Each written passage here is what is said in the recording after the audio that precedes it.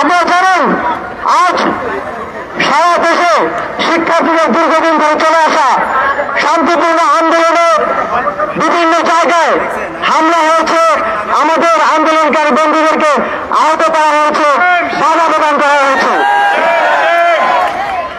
আমরা মনে করি সংবিধান স্বীকৃত আমাদের নাগরিক অধিকারকে ক্ষুণ্ণ করা হয়েছে। শিক্ষার্থীরা কতটা শান্তিপূর্ণভাবে এত বড় একটি আন্দোলন করতে পারে গত 10 দিনে আপনারা দেখেছেন। দেশের কোথাও কোন শিক্ষার্থী বিশৃঙ্খলা ভাঙচুরের মতো একটি ঘটনাও ঘটেনি। নাগরিক সমাজে এর জন্য শিক্ষার্থীদেরকে অভিবাদন জানিয়েছে। সংগ্রামী বন্ধুগণ, এই মুহূর্তে আপনাদের সামনে আমাদের আন্দোলনের আদ্যপ্রান্ত নিয়ে বক্তব্য রাখবেন আমাদের একজন অন্যতম সমন্বয়ক সাজ্জু সালাম। বক্তব্য রাখবেন সাজ্জু সালাম।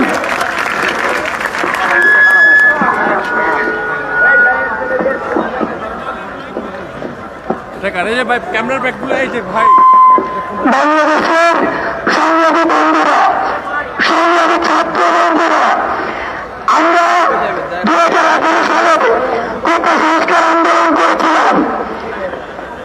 তখন মাননীয় প্রধানমন্ত্রী সংসদে বলেছিলেন বাংলাদেশের প্রথম ও দ্বিতীয় শ্রেণীর চাকরিতে কোনো কোটা থাকবে না, এবং তার সেই কথার ভিত্তিতে একটি পরিপত্র জারির মাধ্যমে বাংলাদেশ থেকে প্রথম ও দ্বিতীয় শ্রেণীর সকল কোটা দূর করা হয়। কিন্তু 2024 সালের 5 জুন মহামান্য হাইকোর্ট সেই পরিপত্রটিকে অবৈধ ঘোষণা করে। সবচেয়ে বড় কথা হচ্ছে আমাদেরকে বলা হচ্ছে যে আমরা কেন হাইকোর্টের এই রায় মেনে নিয়ে কেন আমরা পরাত্মকে ফিরে যাচ্ছি না। আমরা 3টি জায়গা থেকে এই কথাটির সাথে বিপদ প্রসব করি। আমাদের প্রথম যে জায়গাটি সেটি হাইকোর্ট নিজেই প্রমাণ করে দিয়েছে। হাইকোর্ট যখন সেই পরিপত্রটিকে 2024 সালে এসে অবৈধ ঘোষণা করতে পারে, তার মানে ওই পরিপত্রটিতে অবশ্যই কোনো ত্রুটি আছে।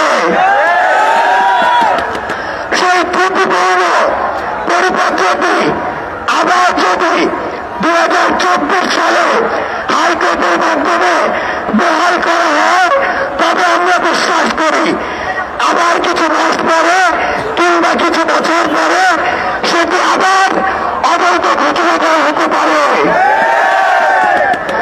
2 নম্বর যে জায়গাটি নিয়ে আমরা কথা বলতে চাই সেটি হচ্ছে আমরা যে এক দফা দাবি নিয়ে আমাদের এই আন্দোলনটি করছি, তার সবচেয়ে গুরুত্বপূর্ণ যে কথাটি সেটি হচ্ছে আমরা চাই বাংলাদেশের সরকারি চাকরিতে সকল গ্রেডে, আমি আবারও বলছি সকল গ্রেডে কোটার সংস্কার করতে হবে।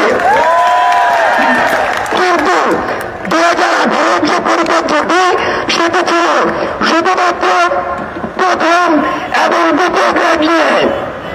বাংলাদেশের যত মানুষ এই প্রথম ও দ্বিতীয় গ্রেডে জব করে তার চেয়ে অনেক অনেক বেশি মানুষ তৃতীয় ও চতুর্থ শ্রেণীতে জবগুলো করে।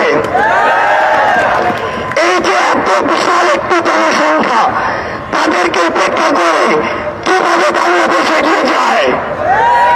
তাই আমরা বিশ্বাস করি মেধাভিত্তিক স্মার্ট বাংলাদেশ গড়ার জন্য সরকারি চাকরিতে প্রতিটি গ্রেডে এই কোটার সংস্কার করতে হবে।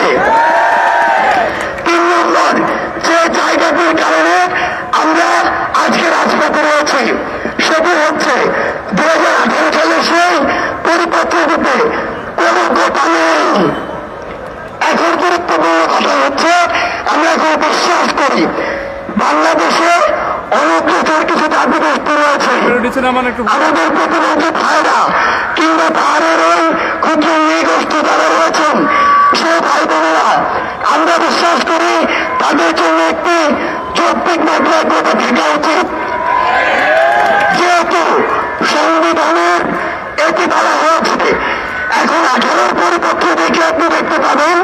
এখানে কোনো কোটা নেই।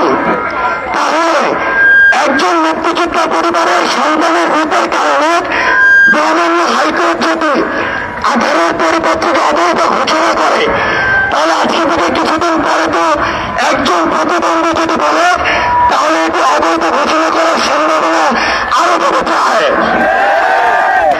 একজন পাহাড়ের ভাই বোন যদি রিট করে, তাহলে এটি আবার অবৈধ হওয়ার সম্ভাবনা তৈরি করে দেয়।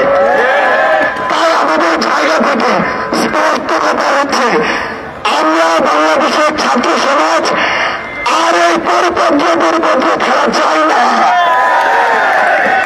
আমরা আর এই বৈধ অবৈধ খেলা চাই না। বাংলাদেশের ছাত্র সমাজের কাছে, বাংলাদেশের ছাত্র সমাজের থেকে আমাদের একটি দাবি, আমাদের আইনসভাতে কোটার যৌক্তিক সংস্কার করে বাংলাদেশ থেকে কোটার সমস্যাকে চিরদিনের জন্য দাফন করতে হবে।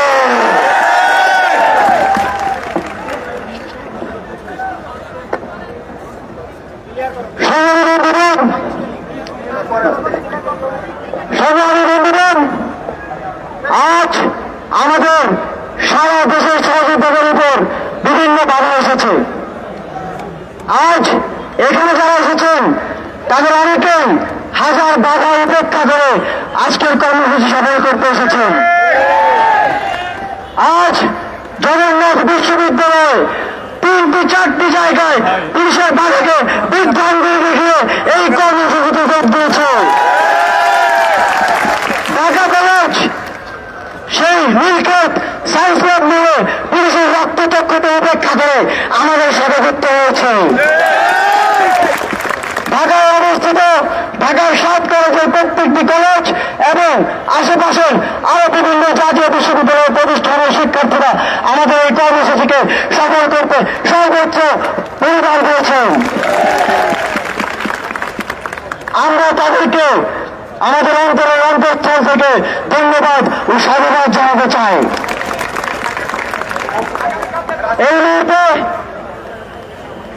আপনাদের সামনে আমাদেরকে যে নানা সময় বলা হতো যে আমরা নাকি জানি না, আমরা না জেনে দাবি করছি যে সরকারকে এই সমস্যার সমাধান করতে হবে।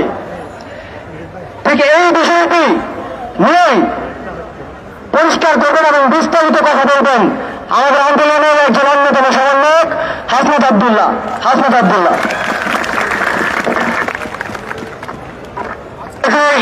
আংশিক রায়তে দিয়েছে, আমি যদি ভুল না করে থাকি সেখানে একটি বাক্য আমি আপনাদেরকে পড়ে শোনাতে চাই।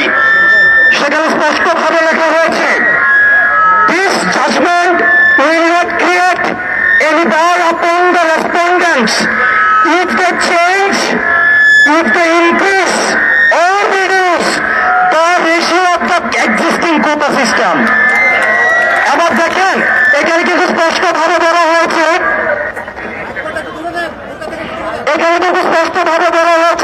রেসপন্ডেন্টস ছিল সরকার। সরকার যদি কোটা বর্তমান এক্সিস্টিং কোটা সিস্টেমকে ডিক্রিজ করে, অথবা ডিক্রিজ করে, পরিবর্তন করে, সেক্ষেত্রে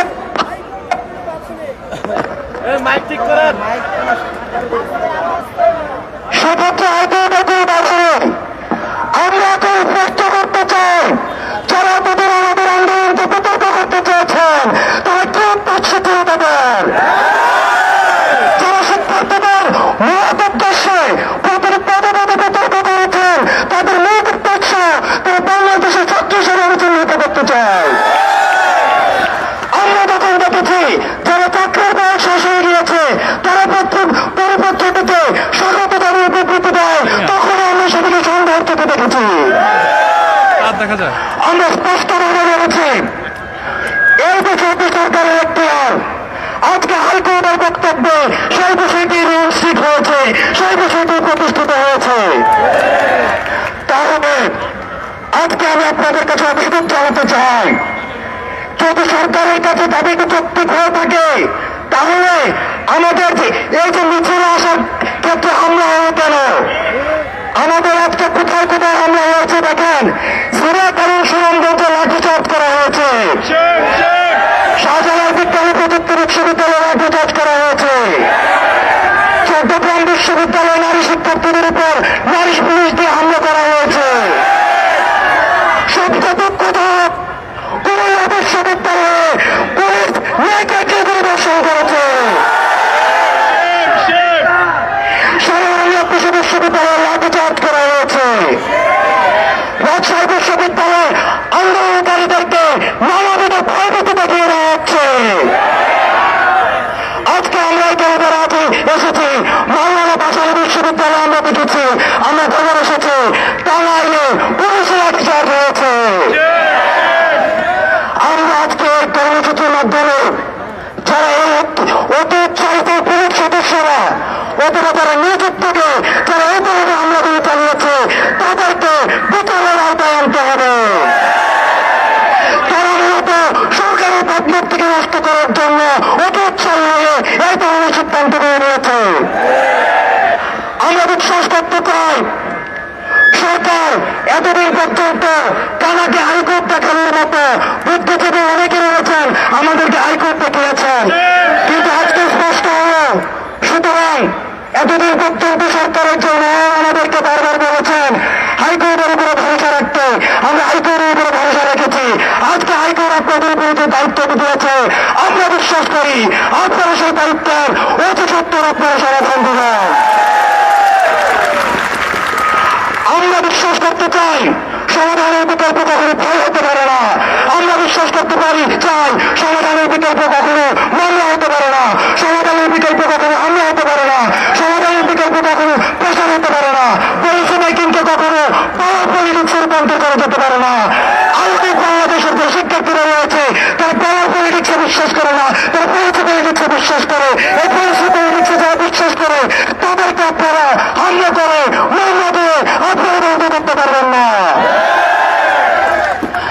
সাংবাদিকদের সাথে আমাদের এত বিতর্ক আন্দোলন হয়েছে, আমাদের সাংবাদিকদের সাথে সৌহার্দ্যপূর্ণ সম্পর্ক। গণমাধ্যম কর্মীরা যারা রয়েছেন তাদের কাছে আমরা সবসময় কৃতজ্ঞতা জানিয়েছি, তাদের কাছে আমরা সবসময় সহযোগিতা পেয়ে আসছি। কিন্তু আমাদের এই সৌহার্দ্যপূর্ণ সম্পর্ককে প্রশ্নবিদ্ধ করার জন্য যে কুচক্রীরা আজকে যে অযোগ্য কুচক্রীরা আজকে ক্যাম্পাসের মধ্যে অবস্থান নিয়েছে, যারা সাংবাদিকদের উপরে হামলা চালিয়েছে, আমরা তাদের দৃষ্টান্ত নিয়ে ছাড়তে চাই। গণমাধ্যম কর্মীদের সাথে আমাদের সবসময় সম্পর্ক রয়েছে, আমাদের সৌহার্দ্যপূর্ণ সম্পর্ক রয়েছে। এই ধরনের হামলা চালানোর মধ্যে দিয়ে গণমাধ্যম কর্মীদের সাথে আমাদের সম্পর্ককে নষ্ট করার একটি পায়তারা তারা চালিয়েছে।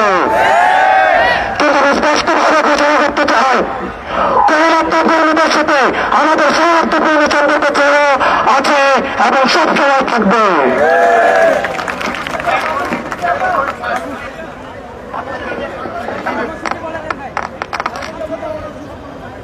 ভাই বলে দেন ঘোষণা দিতে হবে না, বলে দেন। শোনা যাচ্ছে না, শোনা যায় না। সবাই বন্ধুগণ, আমরা আজকের কর্মসূচি শেষ হওয়ার পর সবাই সুশৃঙ্খলভাবে মিছিল নিয়ে রাজু রাষ্ট্রকে গিয়ে আমাদের কর্মসূচি শেষ করবো। কেউ বিচ্ছিন্নভাবে চলে যাবেন না। সবাই বন্ধুগণ, সারা দেশে বিভিন্ন একটি ঘটনা একটি চাপ কুমিল্লা বিশ্ববিদ্যালয়ের যেসব শিক্ষার্থী বন্ধুরা ঢাকা চট্টগ্রাম মহাসড়ক আন্দোলনের প্রথম দিন থেকে অবরোধ করে যাচ্ছিলেন, তাদের উপর আজ ন্যাক্কারজনক হামলা হয়েছে। কিন্তু তারা কিন্তু করে যাননি, তারা বারবার প্রতিহত করে শেষ পর্যন্ত এখন পর্যন্ত ঢাকা চট্টগ্রাম অবরোধ করে রেখেছে। সংগ্রামী বন্ধুরা, এই মুহূর্তে আমাদের পরবর্তী কর্মসূচি এবং আন্দোলন বিষয়ে গুরুত্বপূর্ণ নির্দেশনা প্রদান করবেন আমাদের অন্যতম সমন্বয়ক নাহিদ ইসলাম। দিয়েছি তো রক্ত, রক্তের বন্যায় কুমিল্লায় হামলা কেন, সারা দেশে হামলা কেন? প্রিয় বন্ধুগণ, প্রথমেই সারা দেশে আজকে আমাদের যে পূর্ব ঘোষিত কর্মসূচি, সেই কর্মসূচিতে যেখানে যেখানে হামলা ও বাধা দেওয়া হয়েছে আমি তার নিন্দা ও প্রতিবাদ জানিয়ে আমার বক্তব্য শুরু করছি। এবং যারা বাধা বিপত্তি পেরিয়ে বিভিন্ন জায়গায় প্রতিরোধ করে তুলেছেন, আজকের কর্মসূচিকে সফল করে নিয়েছেন, তাদেরকে সাধুবাদ জানাচ্ছি। সামনের দিনগুলোতে আমাদের এভাবে ঐক্যবদ্ধভাবে আমাদের মাঠে থাকতে হবে। দু একটি কথা বলতে চাই, আমাদেরকে বারবার বলা হচ্ছে যদি হাইকোর্টের বিষয়, আদালতের বিষয়, আমরা কেন এখানে রাজপথে আছি। আমাদের সমন্বয় সার্ভিস আলম স্পষ্ট করেছেন যে আমাদের রাজপথে থাকার কারণ। আমরা প্রথম থেকে বলে আসছি যে কোটা একটা সরকারের নীতির বিষয়, কোন জনগোষ্ঠী কত পার্সেন্ট কোটা থাকবে এটা সরকার সিদ্ধান্ত নেবে। যদি সেখানে সংবিধান পরিপন্থী কিছু হয় তখন আদালত সেখানে হস্তক্ষেপ করতে পারে। 18 পরিবর্তন যেহেতু সংবিধান পরিপন্থী ছিল, হাইকোর্ট সেখানে সুযোগ পেয়েছে সেটাকে অবৈধ ঘোষণা করার, এবং এই সুযোগ কিন্তু 2018 সালে সরকার নিজেই করে দিয়েছিল। আমরা চাই এইবার কোনো ভুল করতে চাই না, কোনো ফাঁদে পা দিতে চাই না। আমরা চাই কোটা সমস্যার চূড়ান্ত সমাধান বাংলাদেশে হতে হবে। আমরা 18 সালে আন্দোলন করেছি, 24 সালে আন্দোলন করছি। আমরা স্পষ্টভাবেই বলছি হাইকোর্টের সাথে আমাদের আন্দোলনের কোনো ধরনের সম্পর্ক নেই। আদালতের প্রতি আমাদের পূর্ণ শ্রদ্ধা এবং আস্থা রয়েছে, কিন্তু আমাদের এক দফা দাবি সেটি সরকার ও আইন বিভাগের কাছে। আমরা বলেছি জাতীয় সংসদে আমাদের যে এক দফা দাবি 5% কোটা অনগ্রসর জনগোষ্ঠীর জন্য রেখে বাকিটা মেধাভিত্তিকভাবে নিয়োগ দিতে হবে এবং আইন পাস করতে হবে। এবং 18 পরিবর্তন ছিল প্রথম ও দ্বিতীয় শ্রেণীর জন্য। আমরা এখন সকল গ্রেডের কথা বলছি, যেখানে আদালত কোন ধরনের কথা বলতে পারে না, এটি সরকারের এখতিয়ার কেবলমাত্র। কিন্তু আমরা দেখছি এই আন্দোলনের প্রথম থেকেই সরকার এবং দায়িত্বশীল গুরুত্বপূর্ণ ব্যক্তিবর্গ আদালতকে সামনে রেখে টাল বাহানা করছে, আমাদের আন্দোলনের ন্যায্যতা নিয়ে প্রশ্ন তুলছে। আজকে মহামান্য আদালতও তার অবস্থান স্পষ্ট করেছে, আদালতকে আমরা সাধুবাদ জানাই। এবং আমরা মনে করি যে সরকার আসলে নিজেই আদালতের অবমাননা করার চেষ্টা করছে। যেই কাজ সরকারের, সেই কাজ সে আদালতের দিকে ঠেলে দিচ্ছে। তো আমরা বলবো এখনো সময় আছে, কোন ধরনের টাল বাহানা করে সুস্পষ্ট বক্তব্য এবং দৃশ্যমান পদক্ষেপ নিতে হবে। জরুরি অধিবেশন থেকে সংসদে কোটার আইন পাস করতে হবে। আরেকটি বিষয় বন্ধুগণ, আমাদের আন্দোলন নিয়ে রাজনৈতিক সংশ্লিষ্ট নিয়ে বারবার বিভিন্ন মহল কথা বলার চেষ্টা করছে যে আমাদের নাকি রাজনৈতিক উদ্দেশ্য আছে, এই জন্য আমরা রাজপথে আছি। আমরা খুব স্পষ্টভাবেই বলতে চাই যে আমাদের সাথে সরকার বা অন্য কোনো পক্ষে রাজনৈতিক কোনো পক্ষ বিপক্ষ বা সংশ্লিষ্টতা নাই। কোটা সমস্যা নিরসন সাধারণ শিক্ষার্থীদের স্বার্থের দাবি, তাদের মনের প্রাণের দাবি। এই আন্দোলনে বিভিন্ন দল মতের শিক্ষার্থীরা রয়েছে। আমরা এই ইস্যুতে সবাই ঐক্যবদ্ধ এবং সবার প্রতি আহ্বান থাকবে আপনারা এখানে সাধারণ শিক্ষার্থীর ব্যানারে এসে এই আন্দোলনকে সফল করুন। এবং সরকারের প্রতি আহ্বান থাকবে শিক্ষার্থীদের যে কোনো আন্দোলনের ভিতরে বিরোধী দলের ভোট দেখার যে মানসিক রোগ হয়েছে তা যদি তারা দ্রুতই সারিয়ে নেয়। আন্দোলন বন্ধ করা যাবে না। এবং আরেকটি বিষয় যে বারবার বিভিন্ন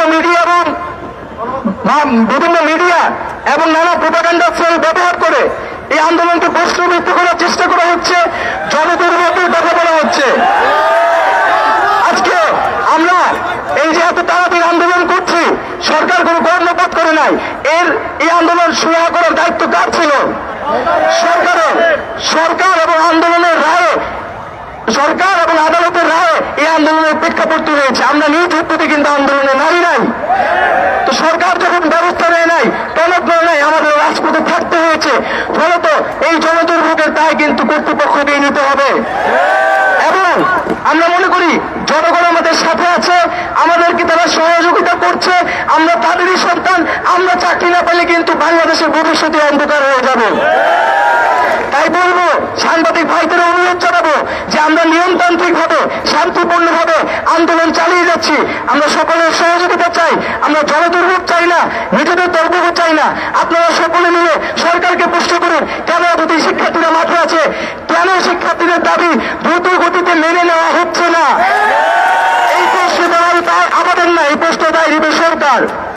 এবং আজকে যেটা হলো যে আমাদের বাধা দেওয়া হলো, ভয় দেখানো হলো, এবং আমরা দেখেছি ঢাকা বিশ্ববিদ্যালয় ক্যাম্পাসে বিভিন্ন জায়গা থেকে বাসে করে অছাত্র এনে ক্যাম্পাসে একটা অস্থিতিশীল পরিবেশ তৈরি করার চেষ্টা করা হয়েছে।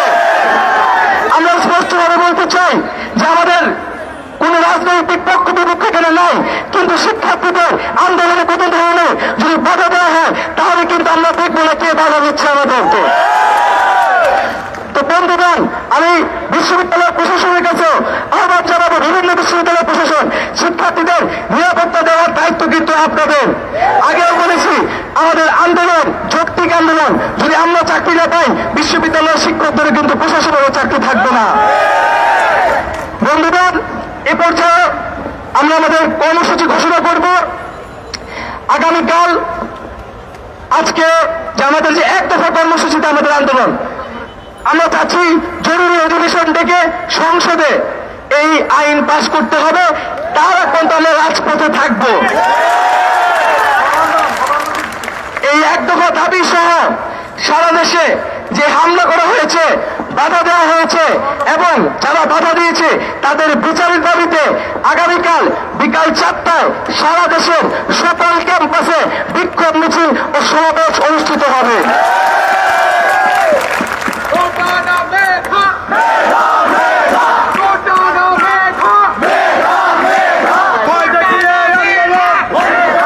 বন্ধুগণ, এ পর্যায়ে সবাইকে অনুরোধ জানাবো, সুশৃঙ্খল ভাবে আমরা মিছিল নিয়ে আমরা আমাদের